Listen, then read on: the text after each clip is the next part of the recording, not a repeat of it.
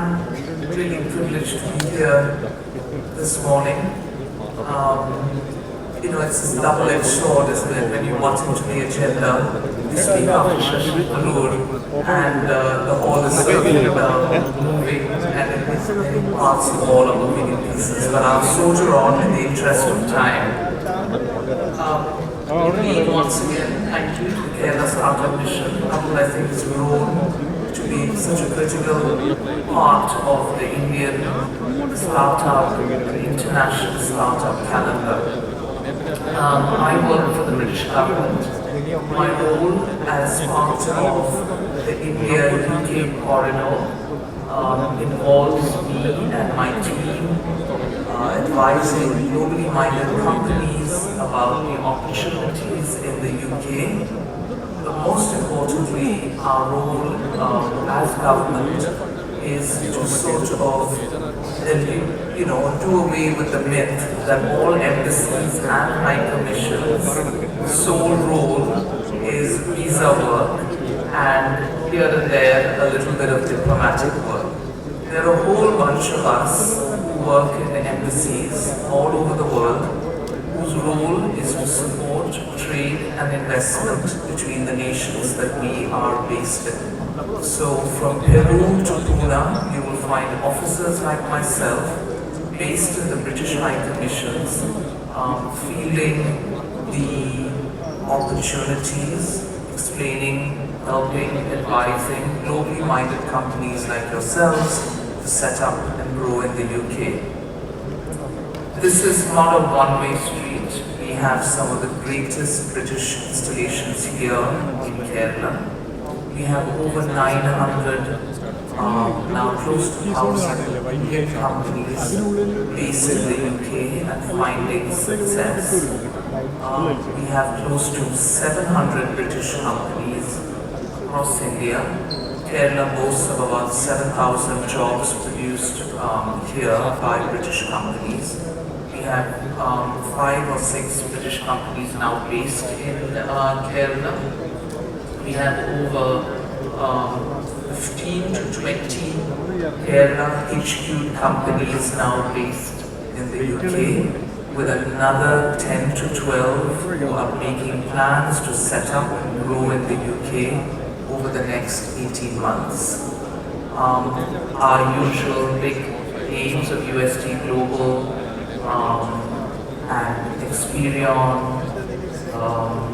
and a couple more who I forget, but I shouldn't, but Qbet, Grosio, IBS, Muthoot Group are all based now and finding success in the UK.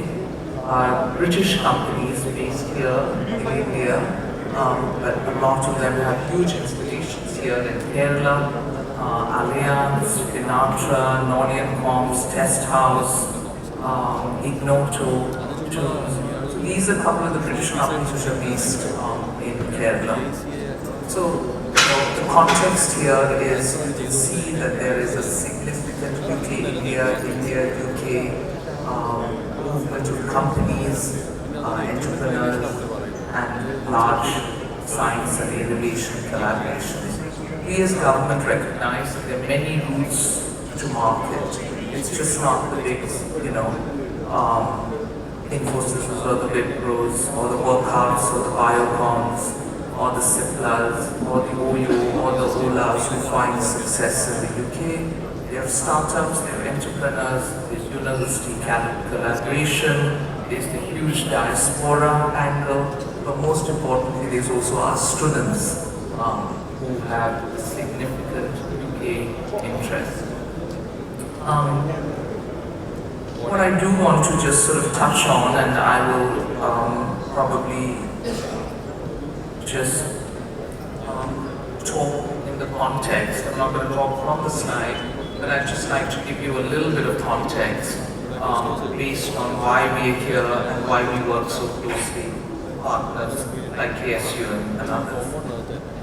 The first and the only mission of the UK government, as in all governments, and we heard from our ministers from Kerala here last afternoon and a bit this morning as well, is that we have focused, all of us in government, on first mission is growing our respective UK and trade relationships with each other.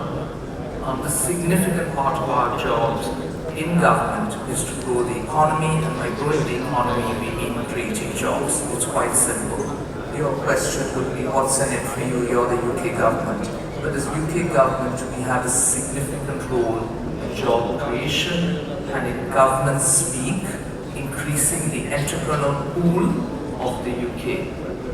It's very similar nation to nation, and our role really is strictly based around economic growth. The reasons we're doing this is that we find that our relationship with South Asia is now significant. It's the second largest source of inward investment into the UK outside of North America. India is supporting over 600,000 jobs, and in each of our economies, our total trade in goods and services, exports plus imports between UK and India was pitched at 42 billion in the last quarters coming up to the end of Q2 of 2024. So we've seen an increase, a significant increase over the last 2 quarters. Needless to say, our inward stock of foreign direct FDI in the UK from India was 10.2 billion, accounting for 0.5% of the total UK inward FDI stock. And part of my role is to ensure that we retain this position as a top investment source. And our messages to investors is clear: the UK is back, and it is the place to do business. The UK's mission for growth, underpinned by the UK Prime Minister, Sir Keir has made it clear that economic growth is central to the mission of his government. We know that in the first 100 days, he held an investment summit where close to £63 billion of investment commitments were secured, and nearly 38,000 jobs across the UK were created. The Chancellor of the Exchequer, Rachel Reeves, pledged to invest as she unveiled the budget last month. These set out steps we're taking to ensure attracting investment is an enduring national priority. Our approach is bearing fruit. You'd have seen very recently that the public investment announced in the UK budget will help fuel sort of mission-led government from supporting public services, boosting investment in science and technology, transitioning to clean energy and upgrading infrastructure in all areas of the UK. And this is where India plays a significant role. What's really important about engaging with government is to understand really where our strategic priorities are and where our industrial strategy sits. Because with these priorities, there's always funding, and that creates huge opportunities for global companies to partake.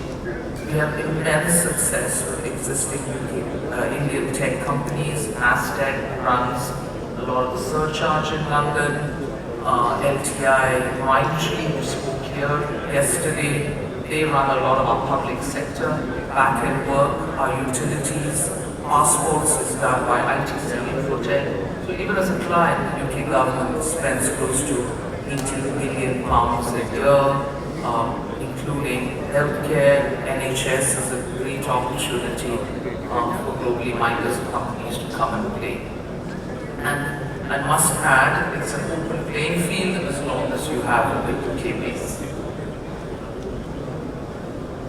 What's key to any global investor is, I would imagine, from doing this job now for over 2 decades, is you want to be in a competitive economy, you want to be in an economy which has a roadmap, which is committed to investor a friendly environment. The UK today in the global league table is pitched at number 8 for ease of doing business.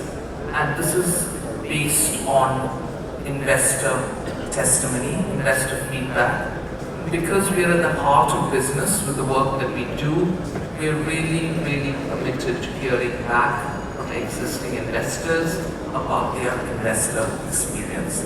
So we have a very significant ironed out UK government program which addresses existing investors in the UK.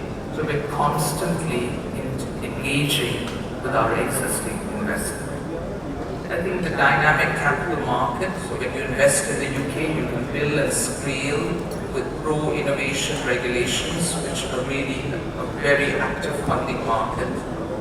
What's also key to global investors is that we have a lot of innovation grants, which are constantly flowing, and they're updated very often. So it's been a great opportunity for Indian entrepreneurs to look at the UK grant ecosystem. Vibrant talent base, for the world's top universities and 90 world-class universities, more than France and Germany combined. Immigration is there. We have the global talent visa, we have a high potential individual visa and a skilled worker visa, and much of the global entrepreneur program is circles around making it easy for global entrepreneurs. What's new? We're not resting on the laurels, and we continue to make sure the UK is an attractive investment destination. So, we have the industrial strategy, which has just been released. We have a simplified investment support for, key investments, which is the Office for Investment. It's really a sort of a center of advisory support, which is linked very closely to number 10. And has the Prime Minister's priority interest. I think the other really important point for me is, when you're looking at going global, it definitely isn't for the faint-hearted. It's a huge decision for any company to consider. And the fundamental point for any government, British government, Indian government, is that you have globally minded companies in the ecosystem. Globally minded companies coming to the UK and finding success. But for us, what's really important that it is an informed decision, and that's where you use us, because the services are free, they're confidential, and they're bespoke. If you're considering the UK, do use the Department for Business and Trade. It is the UK government's department. Its sole purpose is to support British companies coming into India and Indian companies looking at a UK presence. So do use us. We're the cornerstone of authoritative information. We work very, very closely with businesses, so we're very sighted on the growing technologies and the cutting edge subsectors. Therefore, we sort of relay this focus sectors, which then we use find us coming out to events which particularly focus on, say, quantum, semiconductors, aging, which is the entire spectrum of Parkinson's and neurosciences. We're looking obviously at clean growth. So you will find these as our focus industrial strategy sectors, and once you plug into them, there's a huge government sort of critical mass behind you.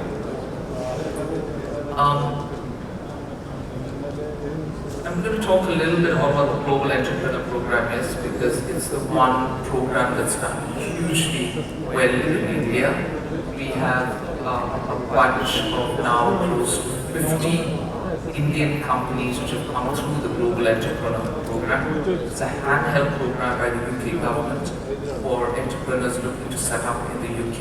You don't need to move, your technology can move, your innovation can move, and then the UK government definitely has a very hands-on support for you.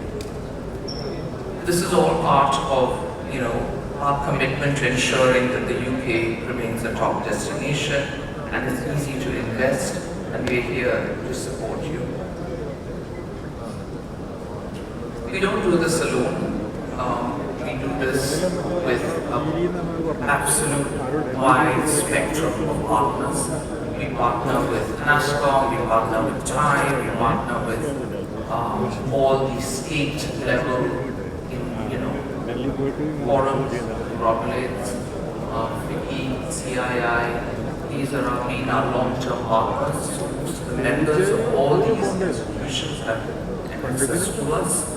We also work with a very large spectrum of VCs, angels, just to make sure that we know what the funding opportunity is. We're nurturing entrepreneur ambitions, but fundamentally we're driving innovation forward.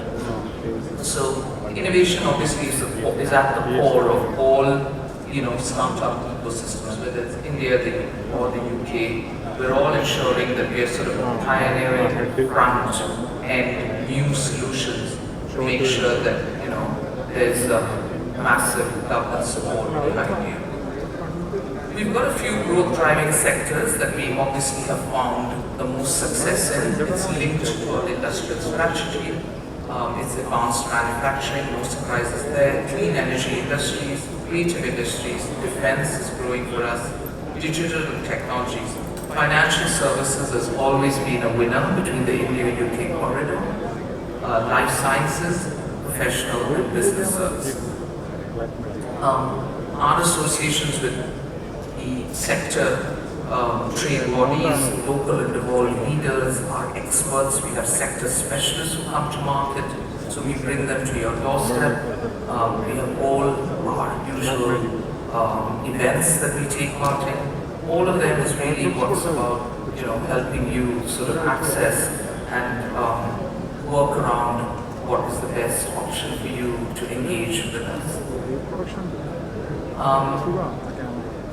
Despite its many sort of, I would say, strengths, the UK, like every other startup ecosystem, is not without its challenges. There are regulatory hurdles, there are talent acquisition and market saturation obstacles, but that's what we are here for, is to help you meander most of that, is what we are here to do.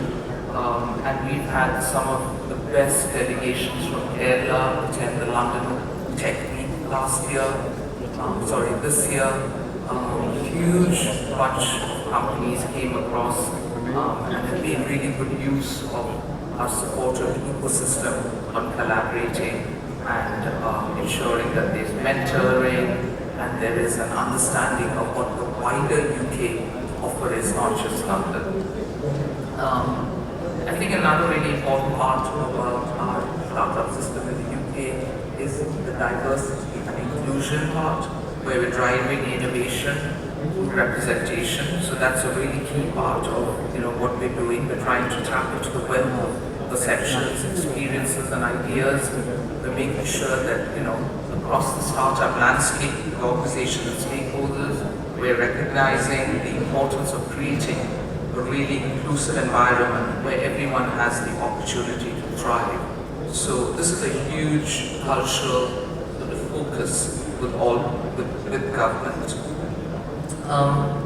The prospects, so let's talk a little bit about the future. As bright as ever, they're just advancements with technology, shifts in consumer behavior, which the UK government's watching very closely.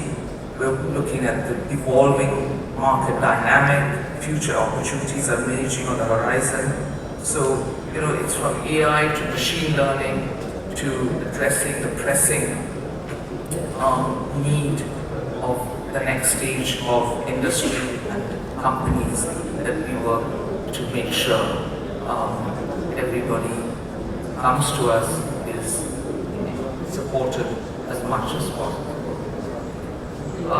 People skills, innovation, energy infrastructure, the regulatory environment, investment, crowding, international partnerships and trade, all of these form sort of the advisory role that we offer companies globally.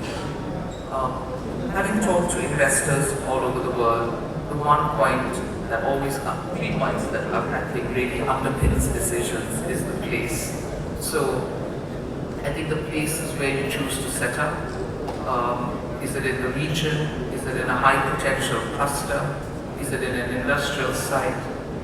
Wherever you set up, the government is committed to ensuring that whether it's in the London region, whether it's in Scotland, Northern Ireland or Wales, whichever place you set up, choose to set up, we are here as location advisors.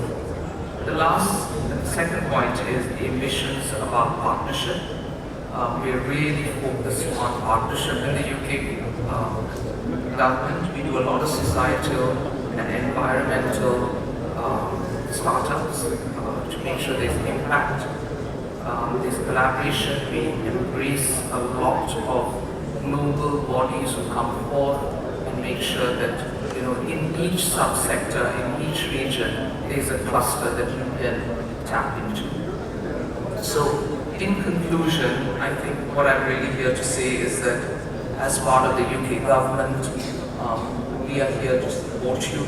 Our role as government is to ensure that it's an informed and most importantly, we warmly welcome companies across India to set up and grow in the UK.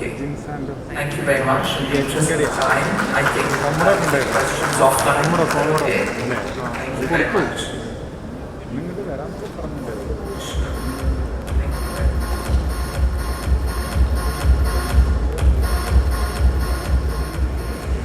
Thank you, Ms. Gita Krishnankutty, for succinctly presenting the strategy and policy of the UK government in terms of industrial collaborations, and particularly all that information about the Global Entrepreneurship Program. I am sure it will be useful to many present in the room. To present a token of our appreciation to Ms. Gita, I'd like to invite on stage Mr. Siddhi Sudhakaran, Founder and Chief Executive Officer of Startup Middle East.